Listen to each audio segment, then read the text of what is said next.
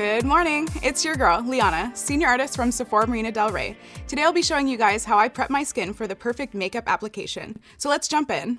So before we get started with my skincare prep, I just wanted to mention that my skin is more combo, oily in the T-zone with drier sections on the outside. First up is Drunk Elephant's Juju Bar. This soap is ultra mild, great for a morning cleanse, which subtly exfoliates and detoxifies for a complexion that is soft and smooth. Because this is more of a bar soap, I wet my hands and get a good lather before applying to my face. Here I'm using a wet washcloth to rinse away. So during the night, dead skin on your face starts to lift up. To make sure my skin texture is super even, I use Peter Thomas Ross Firmex Peeling Gel. For me, this is a desert island pick for sure. I have used this every day for 6 years. As you rub the product in, you start to see the dead skin because of physical and enzymatic exfoliation. Gross, but rewarding.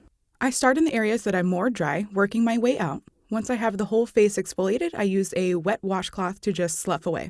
My next product comes from Herbivore's Mini True Blue Skin Clarifying Duo. I use the Lapis Balancing Face Oil. This is also a great oil for people who are more acne prone. I take 1 to 2 drops and disperse it around the face, warming up my hands and then blending it in. For anyone who's more concerned about using oils, this is a great light oil that dries quickly. Next up is Biosance's 100% squalene oil. This oil is great for drier areas or areas that usually are a little bit more red. Taking 1 to 2 pumps in my hands, I warm it up and press it into the areas that either have more dryness or usually are a little bit more textured. I'm a huge advocate for using oils under makeup because they absorb quickly and prep the skin amazingly for a foundation. Now on to eyes. In a day and in your lifetime, eyes will be the first areas to show signs of dehydration and age. To prevent that and to prep for a concealer, I use Shiseido's Ultium Eye Power Infused Concentrate.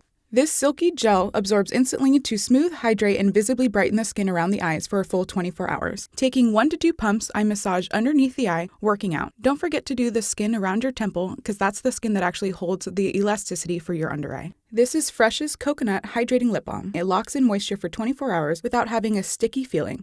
A great prep for more matte lips. Also a great prep for kissing. I usually save my moisturizer for last, allowing any oils that I've used to have a chance to absorb into my skin. Here I'm using Tatcha's Water Cream. Using the little spatula, I take about a dime size amount and place it on the back of my hand. Warming up it in my hands, and I place it anywhere that is usually more dry. This is a great oil-free moisturizer that's designed for anti-aging and giving your skin a more poreless look. This is also a great moisturizer for underneath foundation because it will not cause your foundation to roll or ball up.